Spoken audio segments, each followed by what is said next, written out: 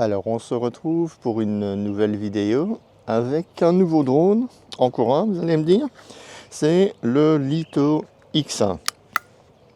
Alors quelques caractéristiques sur ce drone, il a un stockage interne de 42 Go mais il possède également une carte SD.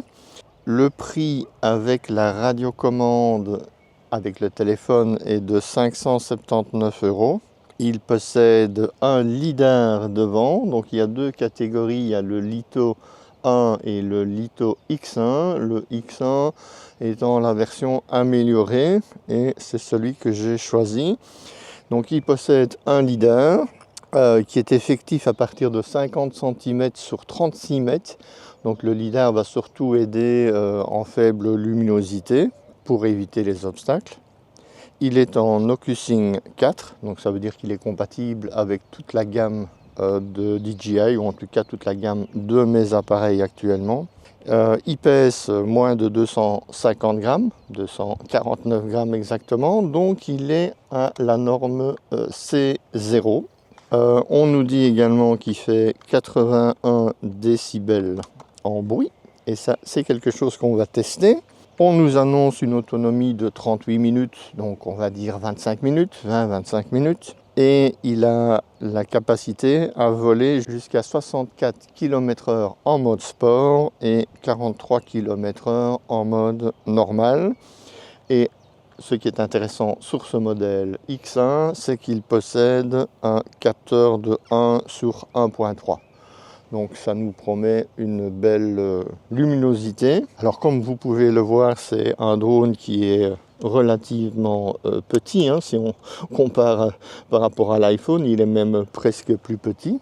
Alors il a une particularité aussi, c'est qu'il a deux caméras grand angle, une devant, une derrière, qui va lui permettre d'avoir une détection d'obstacles omnidirectionnelle. Et cela permet également de faire du tracking de sujets, que ce soit des personnes, des vélos ou même des voitures, jusque 42 km/h évidemment. C'est un drone qui est dans l'entrée de gamme chez DJI. À terme, il va remplacer la série des Mini, pas les Mini Pro, mais la série des Mini, donc ceux qui étaient vraiment entrée de gamme. Avec une grosse différence, c'est que ici on est sur un entrée de gamme qui est vraiment hyper complet, avec des lidars, une détection omnidirectionnelle, une caméra vraiment de bonne qualité. Donc c'est vraiment intéressant comme premier drone. Donc vous avez fait une revue il n'y a pas très longtemps, quel drone choisir. Et bien peut-être que maintenant, comme premier drone, celui-ci est vraiment une valeur sûre. Alors pourquoi est-ce que moi j'ai encore craqué pour ce drone-là?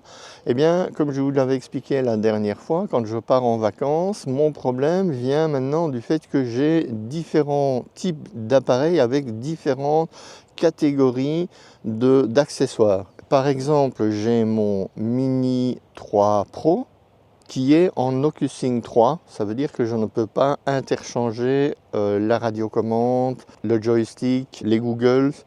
Je ne peux pas les interchanger avec le modèle OcuSync 4.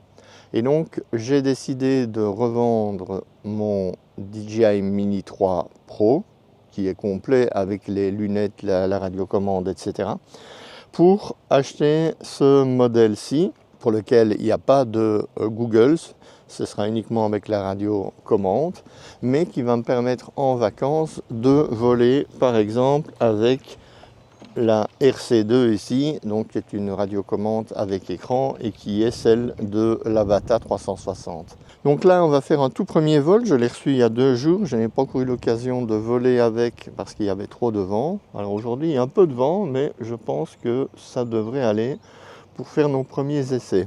Alors, comme toujours, je lui ai mis sa décoration anti-mouette.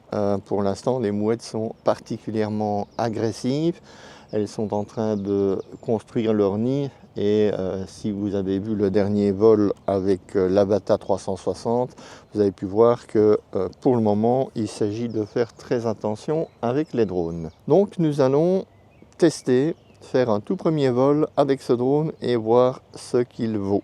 Alors, une chose intéressante, c'est que c'est un drone qui se met en marche dès qu'on déplie les bras. Alors, je ne sais pas lequel il faut déplier. Pour l'instant, non. Pour l'instant, non. Ah, voilà. Là, on a entendu. Voilà. Et là, vous pouvez voir que il est déjà allumé. Donc ça, c'est pas mal. C'est un gain de temps. Je trouve ça pas trop mal, en fait. Comme c'est un tout premier vol, j'ai pris le tapis.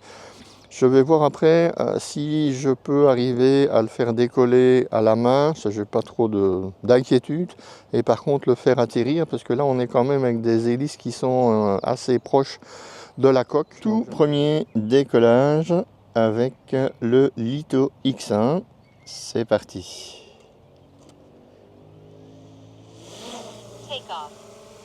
Waouh, alors là franchement c'est vraiment hyper silencieux. Là je vais m'approcher. Et vous voyez que là on est vraiment sur quelque chose de très silencieux. Ça c'est vraiment appréciable. Là vous voyez qu'il passe au-dessus de moi et on n'entend vraiment pas grand chose. Donc je pense que c'est un drone que je vais prendre beaucoup plus souvent. On va aller par là, on va reprendre le petit chemin ici. Donc je suis à 3,20 m de haut, c'est parfait. Je crois qu'il n'y a personne, donc je vais pouvoir prendre le petit chemin là. Peut-être aller un peu plus vite. Voilà. Je vais descendre un peu parce que là je vois des branches.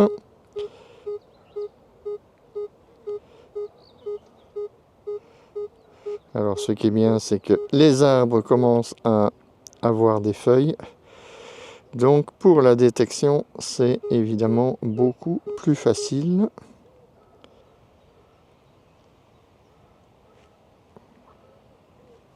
Alors en batterie 83%, pas mal du tout.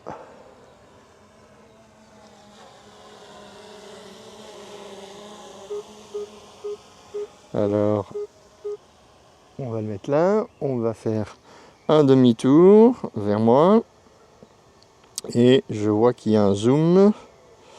Alors je vais diminuer, descendre un peu la caméra, voilà, et voir un peu ce que vaut ce zoom. C'est un zoom numérique, hein, donc il ne faut pas espérer avoir une qualité extraordinaire, mais c'est un zoom 2 fois, donc c'est pas mal. Je vais le remettre en normal, même 3 fois, voilà, et voilà, là je suis en 1 fois, et on voit même qu'il me détecte. Alors, peut-être que je pourrais tester ça en fait. Je vais lui demander de me suivre. Ok, donc il me dit qu'il va voler vers moi dès que je vais me mettre en déplacement. Et ce que je vais faire, je vais d'abord le ramener un peu plus près. Alors, voilà, très bien. Suivant, parce que là je suis encore avec le mode d'emploi, donc voilà, il s'est rapproché. Et ce qu'on va faire, on va lui demander qu'il vienne se mettre.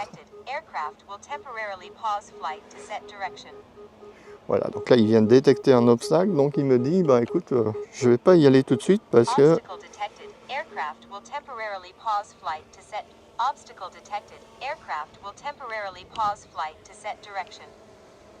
Voilà, on voit que pour l'instant, il me dit non, non, moi je vais pas prendre de risque. Et on va peut-être aller par là, où c'est un peu plus découvert. Voilà, je pense que c'est vraiment un bruit très très supportable. On est loin de l'Avata 360, du Neo 1 ou du Neo 2. Là, on est vraiment sur quelque chose qui est très agréable. Alors, on va tester quelque chose d'un peu dangereux. On va passer entre ces deux branches. Bon, c'est généralement quelque chose que je ne fais pas avec un nouveau drone, mais bon, je pense que ici,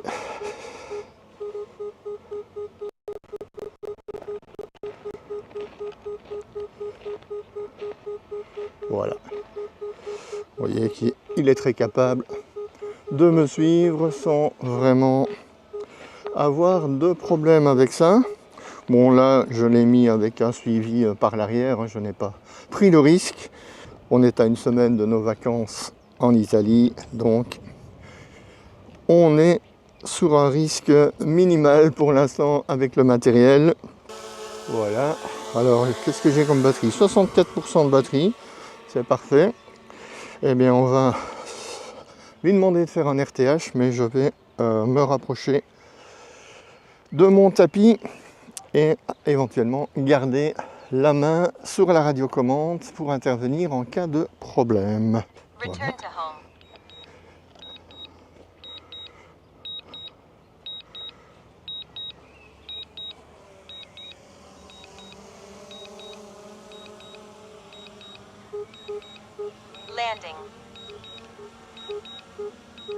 Alors pour l'instant, il est assez loin du tapis. Donc on va arrêter.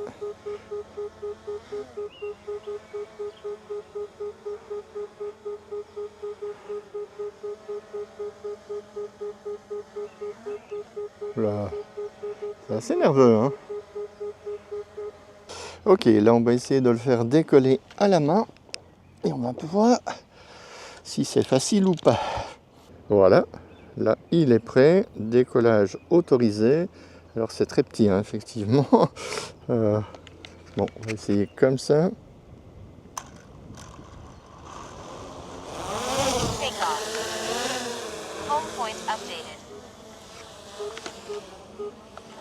Voilà.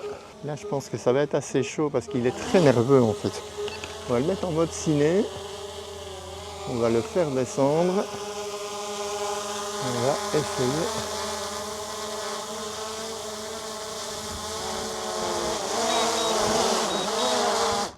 Non, ça va, c'est faisable. Pas trop de soucis à se faire. Donc, ceci clôture notre test de ce Litho X1. Je suis vraiment agréablement surpris du peu de bruit qu'il fait, puisque ça c'est vraiment quelque chose de très important pour un drone de cette taille-là. Et c'est vraiment quelque chose que je vais utiliser pendant les vacances, dès que je serai dans des endroits un peu touristiques.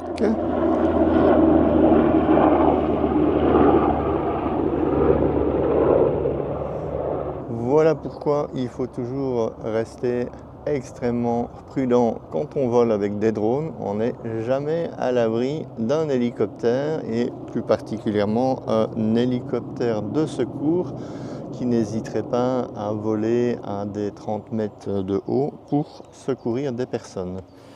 Donc comme toujours, la première règle est la sécurité des personnes d'abord avant de prendre des risques. Alors j'espère que vous aurez apprécié cette vidéo et moi je vous dis portez-vous bien et à la prochaine.